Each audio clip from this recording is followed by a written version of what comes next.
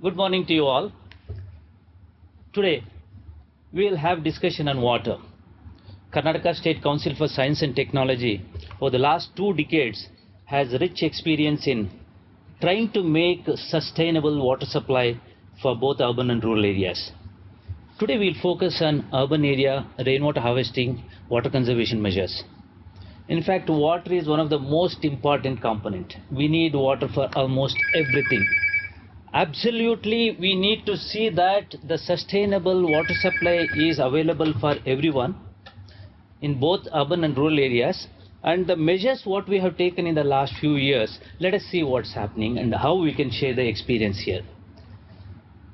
Rainwater harvesting is one of the most important component, and water availability need to be taken into consideration.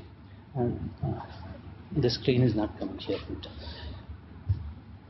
In fact, water for everybody. If you see, the civilizations started across the globe around water. In fact, most of the civilization depended on water for all its needs in the naturally available water sources. If you see here, in fact, there is abundance of water. The water is available throughout, and it's so much, unfortunately, we have not been able to manage properly.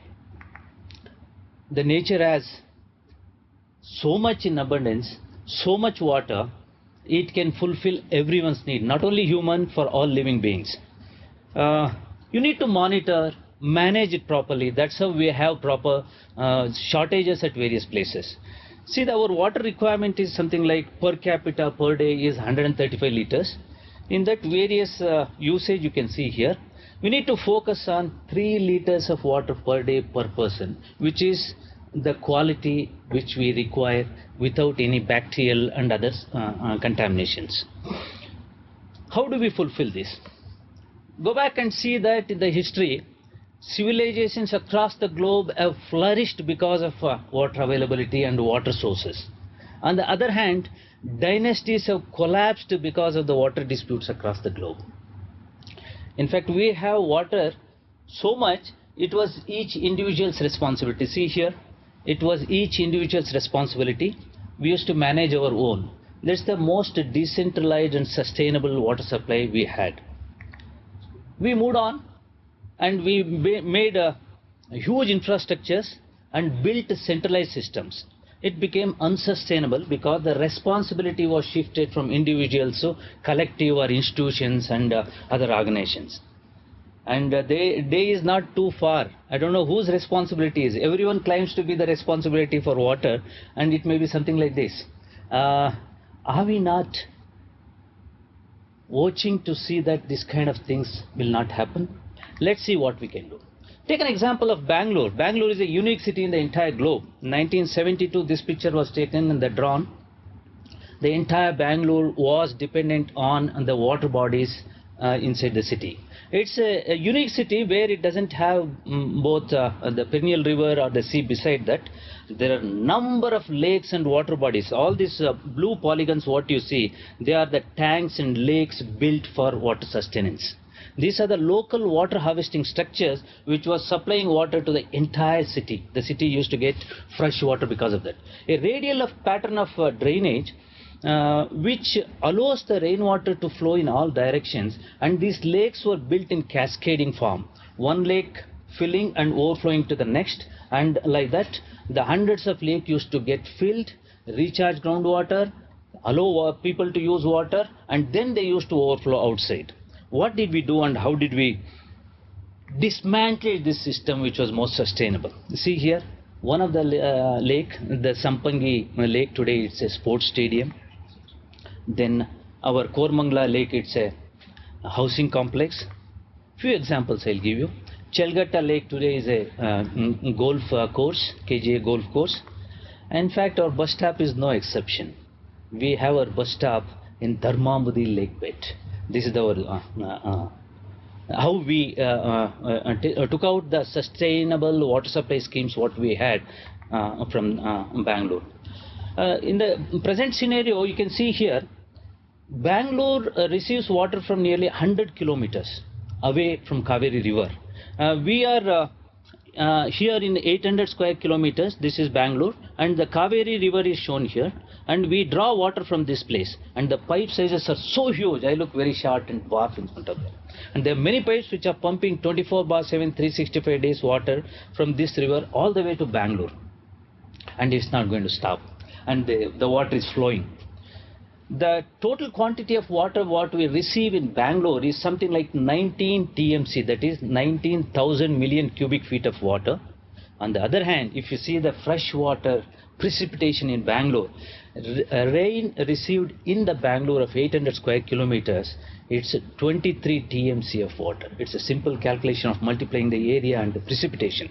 So we have much more than what we are pumping from Kaveri as precipitation available at Bangalore. Can we harvest this? What is happening at the current situation?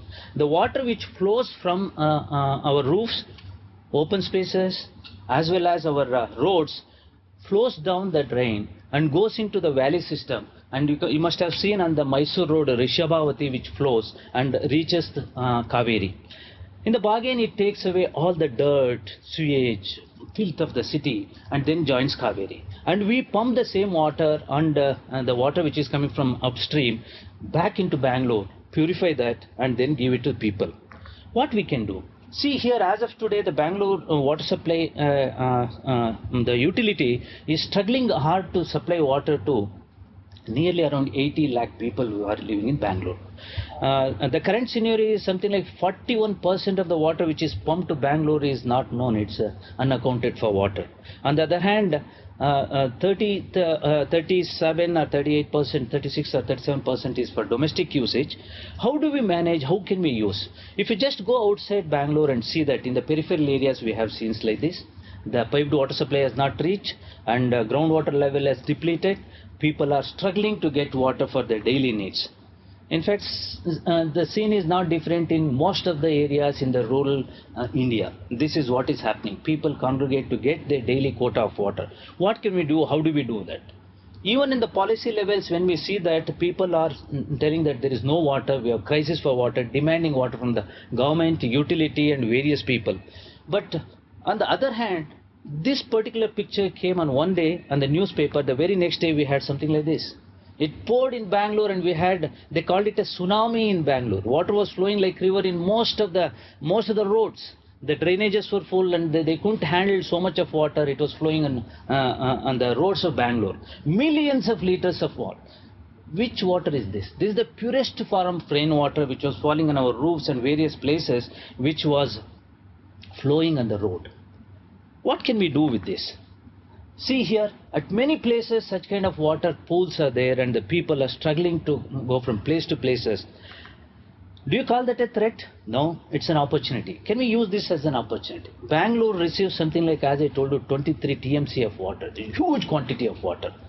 This which is flowing on the road, suppose if every property, as of today we have more than 18 lakh properties in Bangalore, each property, if we have a small tank or a recharge pit and harvest your roof water, most of the water which is flowing on these roads, millions of liters, can be stored and reused or pumped back into the groundwater, which has been depleted. Over the several decades, 2-3 decades, we have been pumping water indiscriminately from the ground. Can we recharge that water? Can we collect this rainwater and use it? That's the purest form of water. You cannot get any water other purer than rainwater. In fact, you cannot manufacture water. Across the globe you can go. You can go to any country that water is not made in any factory, mill, or any such kind of industry. Water is available naturally because there is a cycle, hydrological cycle, which goes up and down. There is so much of water on this earth. Our globe is called blue planet. There is more water than the land. So when we have so much of water, can we use it to our advantage and see that a sustainable and a meaningful, equitable distribution of this water, natural resource, which is available not only for human beings, for everyone? How do we do that? Very simple example, in the Karnataka State Council for Science and Technology over the decades, we have been popularizing water conservation measures, rainwater harvesting, and groundwater recharge.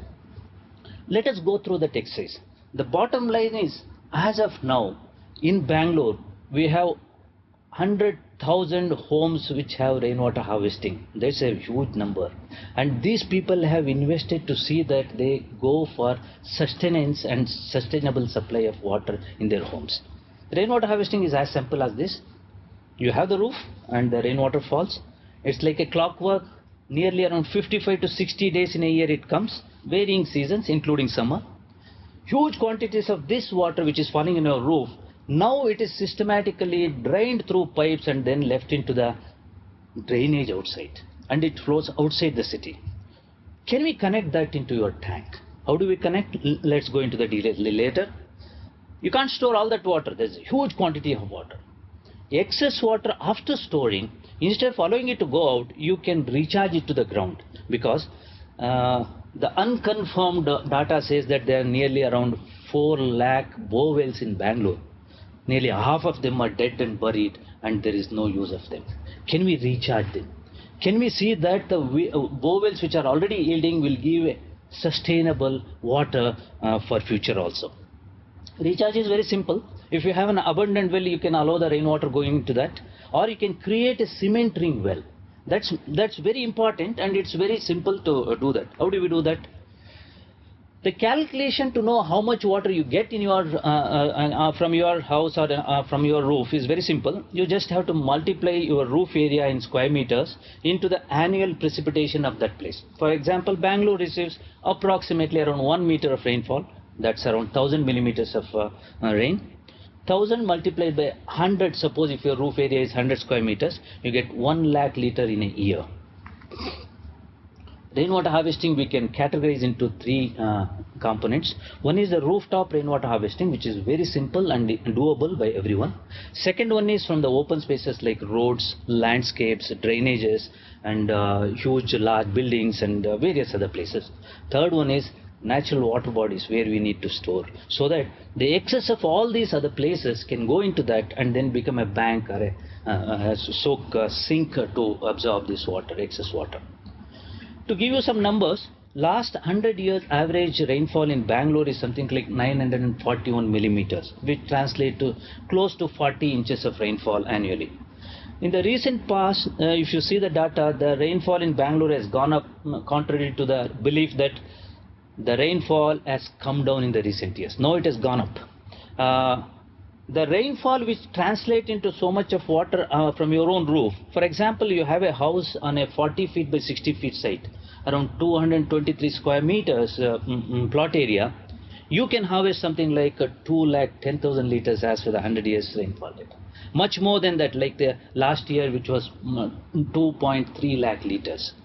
Against the requirement in your house, if you go back and see your utility bills of water supply, you will not be using more than 500 to 1000 liters of water per day, and it will not go beyond 2 lakh liters per year.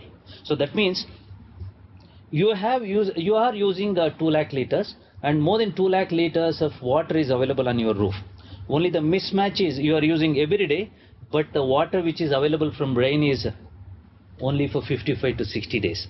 That is spread throughout the year in Bangalore. We are very lucky. Bangalore receives rainfall not only in rainy season, half season, summer showers, pre-monsoon, post-monsoon, we keep getting rains.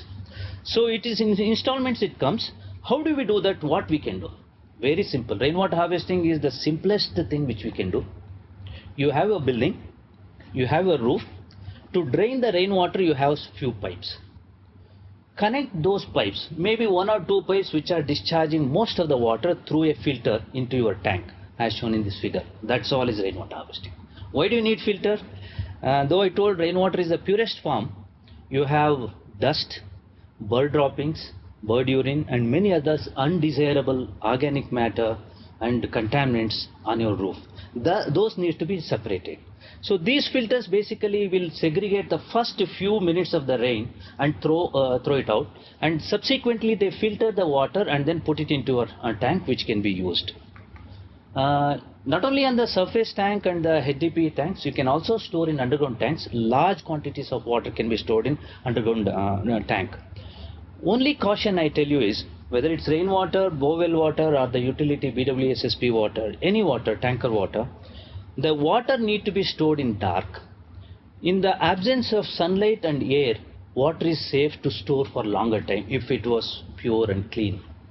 Suppose if it is exposed to sunlight, algae, bacteria and other will start growing. So the weakest points in our tanks are the overflow pipe, which need to have a bend and a small pipe so that light will not enter, and the lid which covers the tank need to be properly closed.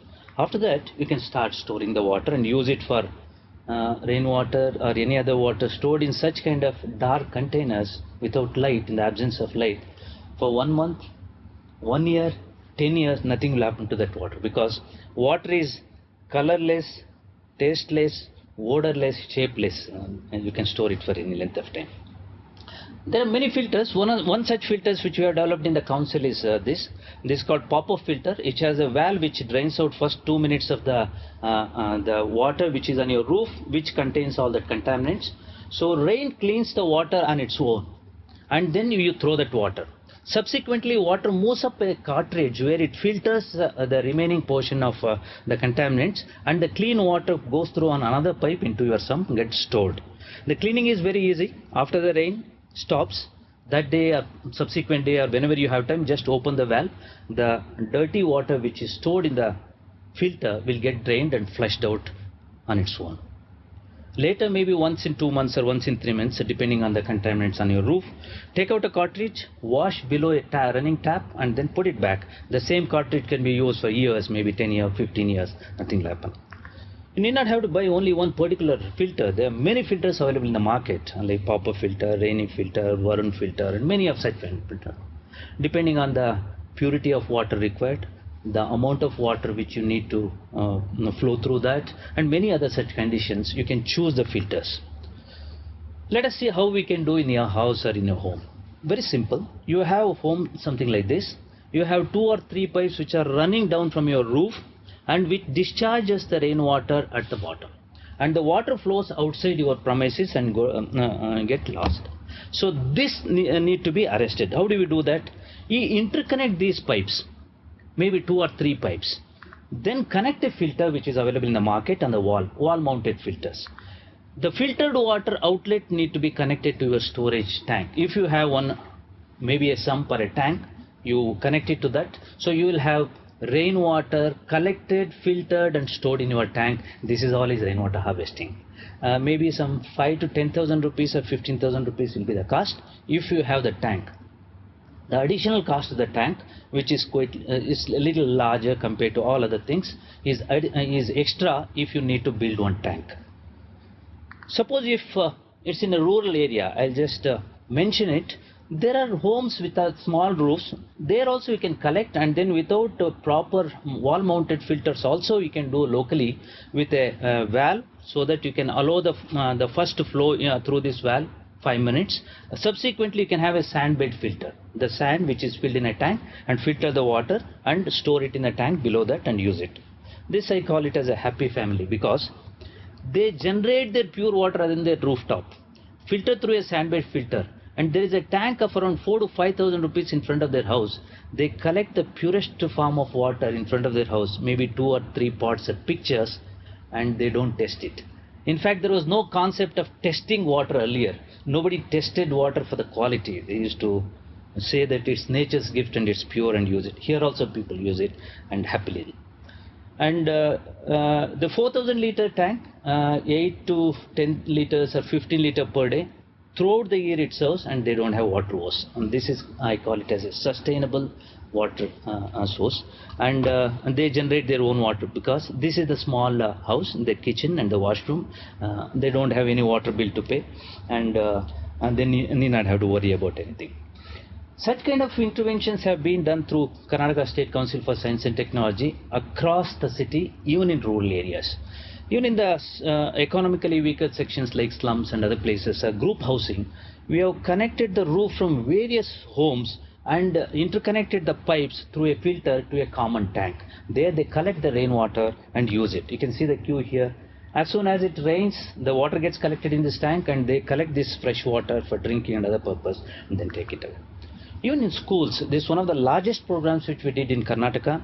The school children who are drinking fluoride affected borewell water, they are now made to use rainwater which is purer through these collection tanks, and then it is better. Here also you can have to caution, the water need to be stored in dark. It should not have sunlight to encourage growth of algae, bacteria and other things. Large buildings like apartments, multi-story buildings and other things, or group housing systems, there are rainwater harvesting systems installed. There the filtration system is slightly different from what I showed. This is high volume flow filtration system which we have developed. It's called first flush lock and a diverter. What it does is basically the water which collects from the entire roof comes through a big trunk line or a bigger pipe, and for the first 3 to 5 minutes water is diverted to one tank. Subsequently the valve throws off and then stores the subsequent cleaner water into the sump or the tank which can be used. This is shown here. This is the first flush lock which stores the first few minutes of water with all the contaminants. Then it goes through a pebble filter, then it gets stored here. Now coming to the groundwater recharge, because as I told you, you cannot store all the water which is available on your roof. Which becomes very expensive, because the storage device or the tank is the costliest system in rainwater harvesting. You need to recharge groundwater, because the mother earth, which has a lot of capacity to hold water, is the cheapest way to store water and then withdraw subsequently when it's not raining or through your bowels. Make a hole maybe 3 or 4 feet diameter, 10 to 15 feet or 20 feet deep. There are cement precast rings available on the roadside, you can see. Install them and make that into an open well. The secret is nothing should be filled inside that. It should be an open well which you can see up till the bottom. For safety, you can have a slab over there to park your vehicle, or a door to see, or even a grill, and then you can recharge. Millions of liters of water which otherwise overflows can be put into this, and that will start recharging into the ground, which is subsequently available. This is the social cause and the help which you can do. This is the contribution which you can make into the society. There are many simple ways to do groundwater recharge. In front of your house you have a drain. You can allow the water in the drain to percolate also. You can have a trench system like this, wherein the bottom slab is broken open and then a 2 feet or a meter deep trench is made and filled with pebbles and sand over that, and allow the rainwater to flow into that. Water gets percolated. If every other house in the city, if the drain water is allowed, the storm water, the rainwater, which otherwise flows outside the city, into the ground through this, you don't need bore wells, you need open wells. Every open well in the city will start yielding water, and you can get water at a higher levels in the ground. City need to have a lot of greenery. Every tree or every plant in the streets and in front of your house can be the recharge pits. The entire canopy of the tree can harvest water. Water which flows on the trunk can be percolated through the base if you have a small basin like this and allow the water.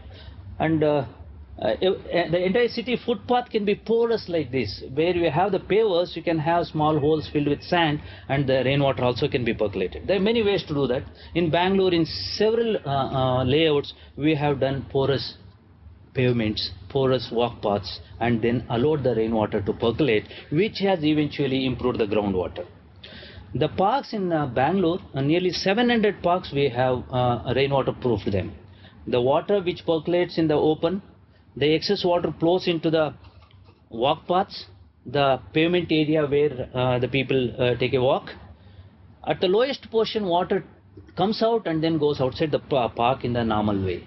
But what we have done is we made a small intervention.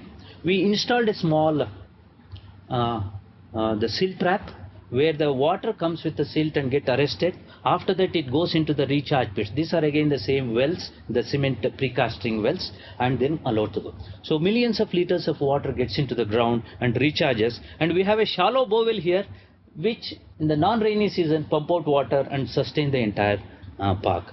700 parks in Bangalore now are disconnected with water supply from outside. They are sustained by the rainwater, by the recharge, and the recharge use the water. In future, we cannot depend on dams and rivers 100% for the city or urban area to have water.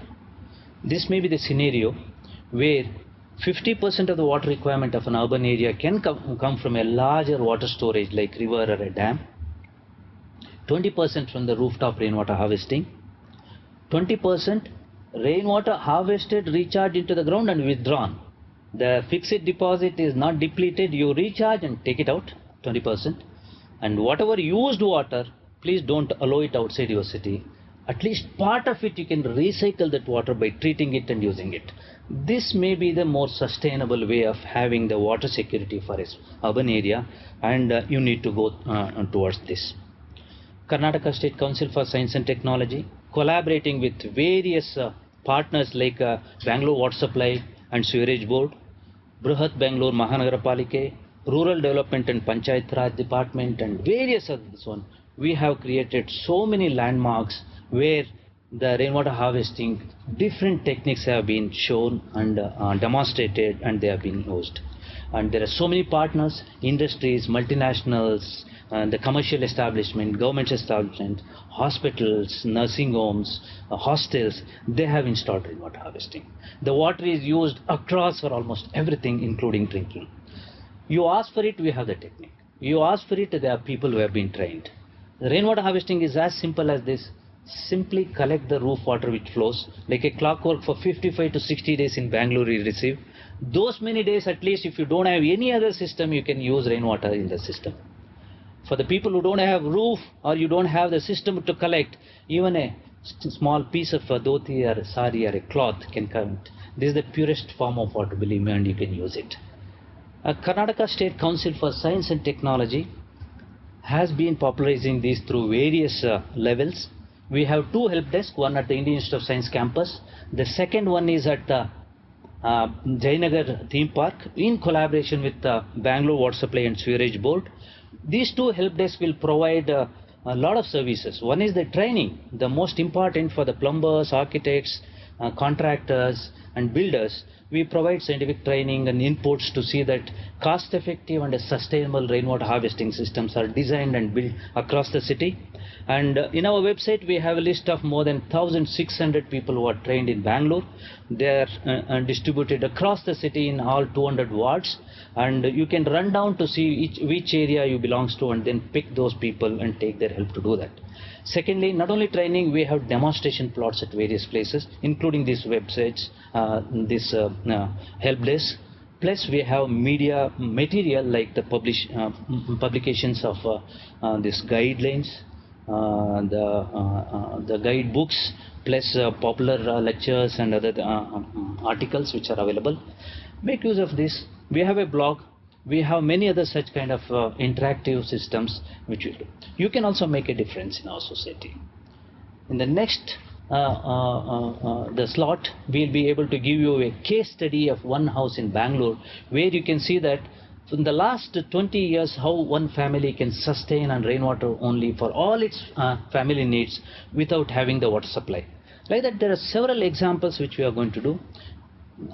Get into our website, get into our blog, and seek help from Karnataka State Council for Science and Technology. The experts will be helping you to see that you also become water wise and harvest rainwater. Also become an ambassador to see that you convey the message of conservation of water and harvesting the purest form of water, rainwater. Thank you.